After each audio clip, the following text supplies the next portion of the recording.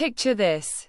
It's a grueling night in modern Japan, and our hero, Seiichirou Kondo, a 29-year-old accountant who's basically married to his spreadsheets, stumbles upon a young woman, Yua Shiraishi, looking like she's about to collapse on the street.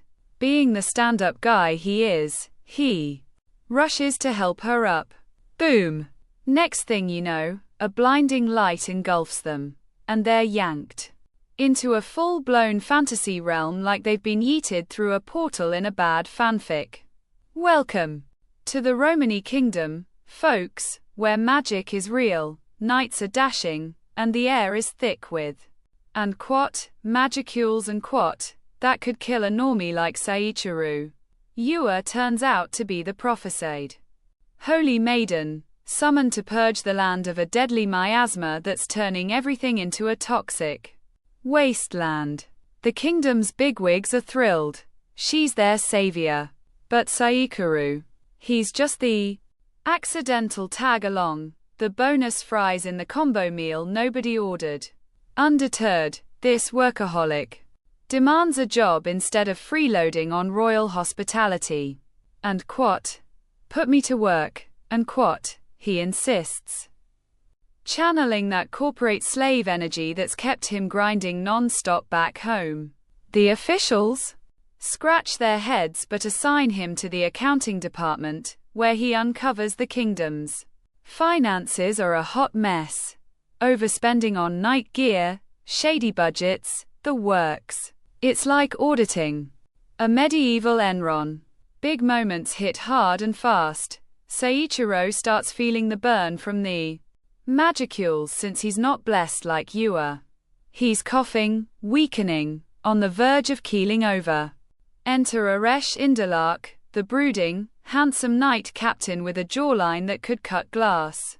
Aresh steps up to and infuse and Seiichirou with magic through some intimate hand-holding sessions. Wink wink, BL vibes incoming.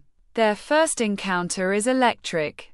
Aresh is all stoic duty, while Seiichirou's like, and thanks, but can we talk expense reports, and The episode builds this tension between duty, survival, and budding chemistry, all while sprinkling in humorous culture clashes, like Seiichirou geeking out over double-entry bookkeeping in a world of swords and spells. The overall vibe? It's a fresh twist on isekai, less overpowered hero slaying dragons, more office drone slaying deficits. Tense yet hilarious, with an undercurrent of romance that simmers like a slow-burn coffee pot. You're hooked from the get-go, rooting for this bean counter to balance the books and maybe a heart or two. Visually, Studio Dean nails the fantasy aesthetic with a clean, vibrant art style that pops off the screen. The character designs are a standout. Seiichirou's tired-eyed, suit-clad everyman contrasts beautifully with the ornate knight armor and flowing robes of the fantasy folk, making his isekai fish out of water status feel immediate and relatable. Aresh is rendered with that classic Bishunen glow, sharp features, piercing eyes, and hair that defies gravity in the best way.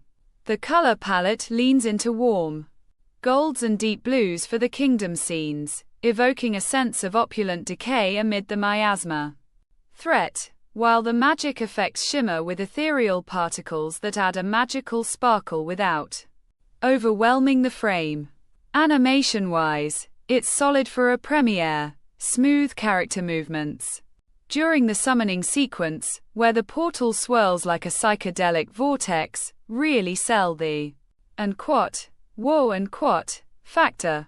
The facial expressions are on point, capturing Seiichirou's deadpan humor, and Aresh's subtle flusters with nuance that amps up the BL tension.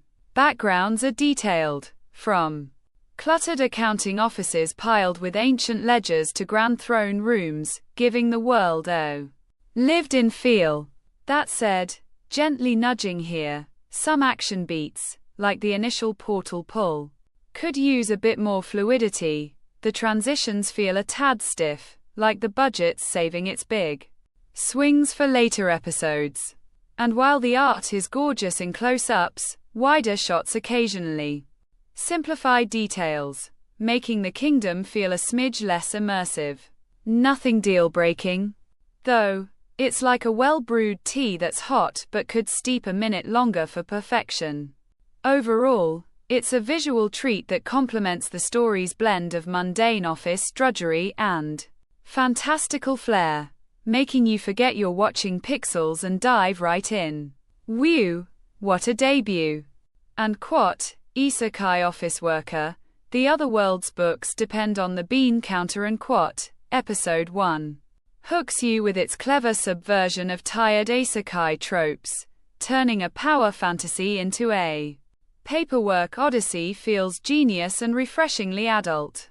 I'm obsessed with Seiichirou's unyielding work ethic. It's hilarious watching him prioritize budgets over battles, like if Dilbert crashed into Lord of the Rings.